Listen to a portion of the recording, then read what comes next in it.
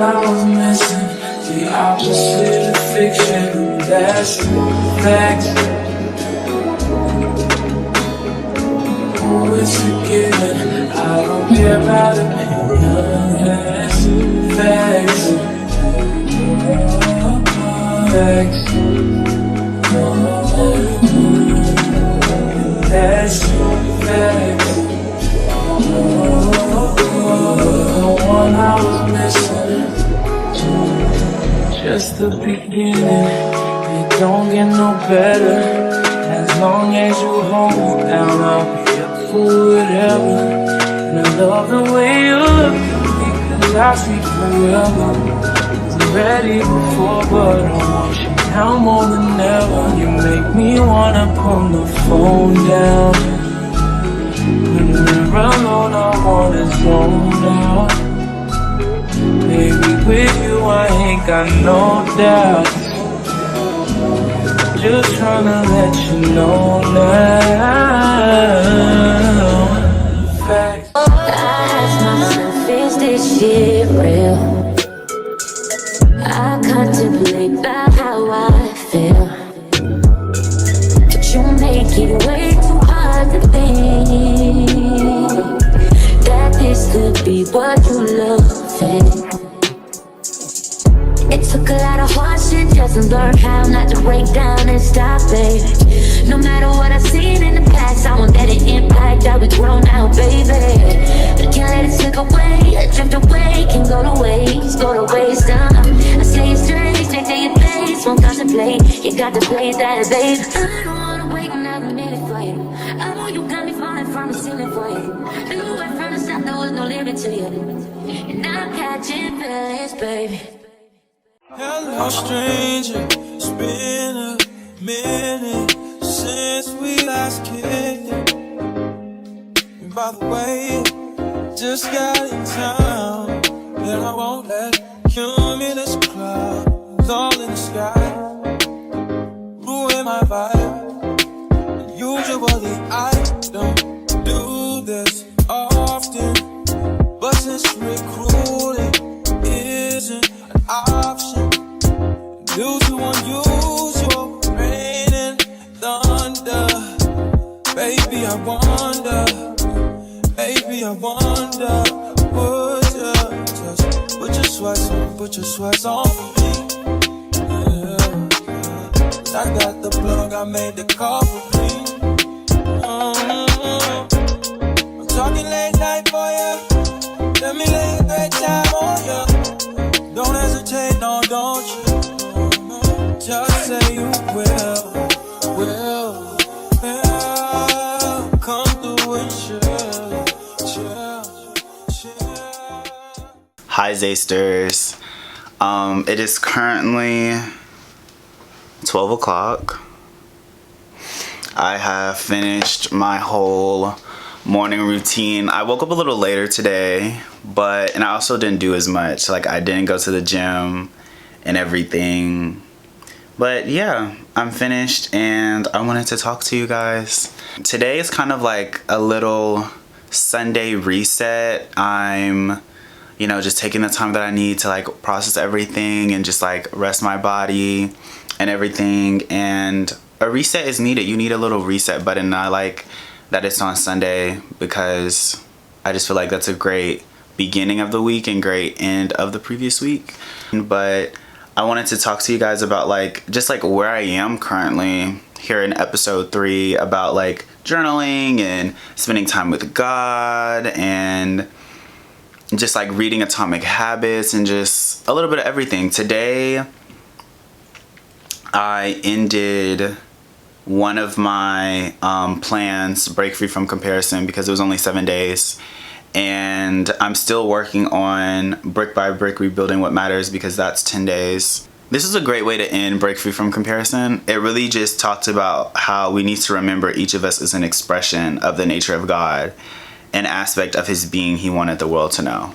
And that when we compare ourselves, whether that be jealousy of opportunities, experiences, success, we need to really look at the other person and think of ways of how we can celebrate them and how we are divine in our own practices, because their success has nothing to do with my success. We can both win, because although our paths may align in our intention, our career, we both want to make two different impacts in the career. And the more we know the person, the more we get to know them, the more we realize that. I know in the very first episode I was talking about practicing detachment and not focused on potential. And currently I feel myself slowly, emphasis on the slowly, but surely like getting out of that headspace. I feel like detachment is something that you should be practicing, but you shouldn't use it to halt yourself from relationships, experiences, opportunities, people,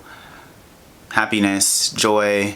Sometimes you do need that time to like get yourself back together, but also it's important for you to like put yourself back out there. And yesterday I reached out to some people that I haven't really talked to all summer, and it was really nice, which kind of is a segue into the chapter for my journal. For those of you that are watching this video for the first time or don't really know me or didn't watch episode 1, I organize my journal in the way of like a regular book. So it has like a table of contents, and like each day has a chapter depending on like how I feel. So this chapter was called Rejection is Protection. And the title really resonated with me because yesterday, after reaching out to I wouldn't say a lot of people. It wasn't even more than 10. I don't even think it was more than 5 or 6. Definitely not more than that. There were some people that responded in the ways that I was happy about, and then there were, I wouldn't say the effort. There are some people that put in a lot of effort, that recognized, I haven't talked to Xavier in a good little minute, like I'm glad that he's reaching out. And then there's some people that like responded and like, I'm happy to see you, but it just sometimes isn't the response that I'm looking for. And it's like, it's not like I expect them to respond in a certain way. It's just like, you would hope that like they would just respond in a way that's very like, like, oh my goodness, like let's meet up, da da da da da. But that wasn't the case for everybody, and which was okay, because I really woke up this morning, I was like, ooh, rejection is protection. Like, even me wanting them to respond in the way that I thought they were going to respond was a signal in my brain for the previous version of myself. And if they did respond in the way that I thought they were going to, it would have triggered certain things in my older self that I've learned from, that I've moved past. So like this morning when I realized that they didn't respond in the way that I was hoping that they did, I was like, oh my goodness, like rejection is protection, because I am glad that they didn't respond in that way, because if they did, it would have led me to do this, or it would have led me to think like this, or it would have led me to just go about our friendship like this when I've already done the work. So that was kind of the journal entry for today.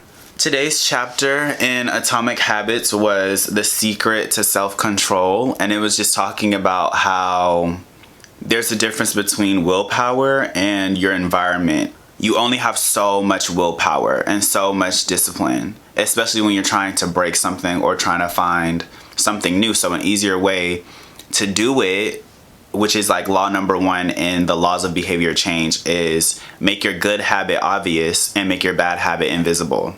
And it was talking about like just being a product of changing your environment, whether that be people, whether that be settings, whether that be cues. And with me getting ready to go back into school, with me getting ready to just go back into a space that is still very new to me, I can change certain things that were cues last year, because I won't be in the same dorm room, I won't have the same suite mates, and it's also a whole new year with a whole new schedule, and I need to take advantage of that and use it to the betterment of myself, because yes, it's the same school, yes, there are some similar people, but there's so much room for new experiences. With you tonight is on an island.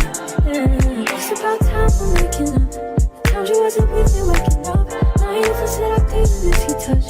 I needed to distance myself from you. I was just in love with you. So I come close, won't you? Can I tell you something for what it's worth? We've had it.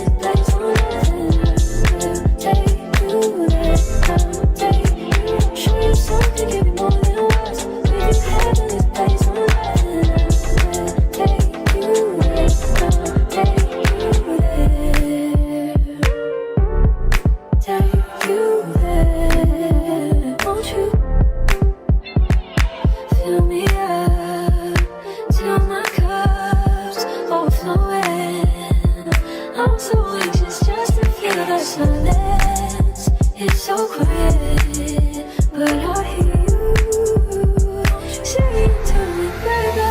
Said our time we're making up time. The times you wasn't with me waking up. Now you never said I couldn't miss your touch. I need you, I need you. Hey y'all, I just came back from walking, doing my little meditation, clearing my head while I was at the park, and I met this guy who like lived around this neighborhood, and he was like 45, and he seemed kind of out of it, like under the influence or something, and a part of me was like scared because he asked me to do like push-ups, and I was like, I'm tired. But the little conversation that we had was just so pure and so genuine. I thought it was beautiful because he was just asking me like, oh, how old am I? And I was like, I'm 19. And he was just talking about like how the world is just a very scary place.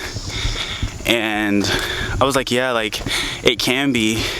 And he was just telling me how like he's 45 and he doesn't really know like what to do with his life or just like the way the world is going. And he asked me my thoughts on like the world, and I was like, I'm still trying to figure out the world and life out. I feel like there's certain opportunities and lessons and experiences that I go through that sometimes I feel like maybe I shouldn't be going through, and I'm still trying to like figure out, sorry about the lighting, oh I look good. But there's certain experiences and things that I go through that sometimes I feel like I'm like, why? Sometimes I have the best intentions, and why did I have to go through this? But I was just telling him that I'm hoping that it's making me into the person that I want to become. Sometimes that's through unfortunate situations, sometimes it's through very beautiful situations, and I kind of just have to roll with the punches, and I owe it to my younger self to keep going. And he was like, oh my goodness, like you're so smart. And then that's how we got in the conversation about like how old I am and just the way that I carry myself, and like me smiling, and just like the way that I talked. He asked me if I was gay, and I was like, yes, I am. When he asked me if I was gay, I kind of was like, a part of me, I mean, of course I say yes because I'm fully confident in who I am as a person, but growing up in this part of Georgia, just the suburbs, the South, it can be very hard to come to terms with who you are. And although I'm authentically me every day, it can be hard being back in your hometown and just truly remembering like, oh, this is where I was raised, this is where it all began, this is where I had those doubts, those questions, those confusing times. And I was like, dang, like I don't even know how he's gonna take this. Like I've been to a place and I go to an institution now where like I'm accepted and I'm loved and I'm seen for who I am, and I'm coming back to this place that was very rocky, area that was very I don't know, like confusing at times. And it was just really nice to see him be like, oh no, like I don't really have a problem with that, I was just being curious, like please do you. And he introduced himself and I was like, yeah, I'm Xavier, nice to meet you. And that experience, that interaction we had was very short. I was on my way getting ready to leave anyways, but it was beautiful. And it just showed me like even in this small town that I grew up in, there can be so many little moments of life, because I feel like that's where you get to really experience life. Human connection, emotions, nature, walks, clearing your head. And it was just really pure. And I really, really enjoyed it. Careful like the narco. Got dope like Pablo. Cut throat like Pablo. Shot trees with the Draco. On the north got Diego. Say hasta luego. We'll be in rapping kilo. Snub nose with potato. Take out. No monkey in the jungle, blind hot like a sauna. Bouncing off and I'm trying to weave an anaconda. Jumping in the water, trying to sleep across the water glass. See cars out, got me big bad for Ronald. Literal disease is called comparison. And it's gonna be quiet in here today because Many of the people that are listening are cuffed to it. Many of you are being robbed of your life because you are more committed to comparing than you are your calling. Hi guys, so it's currently 9:23. I ate and then I just sat in my bed and I watched like an hour, almost a 2-hour sermon, and it was talking about breaking free from comparison. It's like, but I think it's called Cuffing Comparison. It's by Transformation Church, and this was the first time like I've listened to a sermon in a good minute, and I haven't been to church in a while. And watching the sermon today, there were so many things that just really resonated with me, and I feel like he was just hitting the nail. It was like he was hitting so many nails. There were so many things I was just writing down. Like I was like, yup. Like he was just going at it, and I'm really glad that like I chose that one. And I feel like I needed to choose it because I was just asking for like answers to all of these worries that I have, all of these things that are confusing and that get me emotionally involved, and things that I just needed more clarity on. And that video and that almost 2 hours just really gave me a sense of clarity that I needed. I'm just really excited to take the time for me and like really educate myself on what I believe and how I should love, and just truly doing the work for self in order to become him. And it's to see and starting to get to know this person I'm becoming is beautiful. Because I was sitting there, and like after it was over, I was just thinking, I was like, wow, like I just watched a 2-hour sermon, and it was like hard for me to sit in church when I was younger. Like I would be waiting to leave. It's a really good video, and I really encourage you to watch it. I'm gonna end the video here. I'm just getting ready to do my night routine and go to sleep, but you guys already know. I'll see you next Saturday. Thanks for watching episode 3 of Becoming Him. Feel that heat, and we can ride the boogie, share that beat of love. I wanna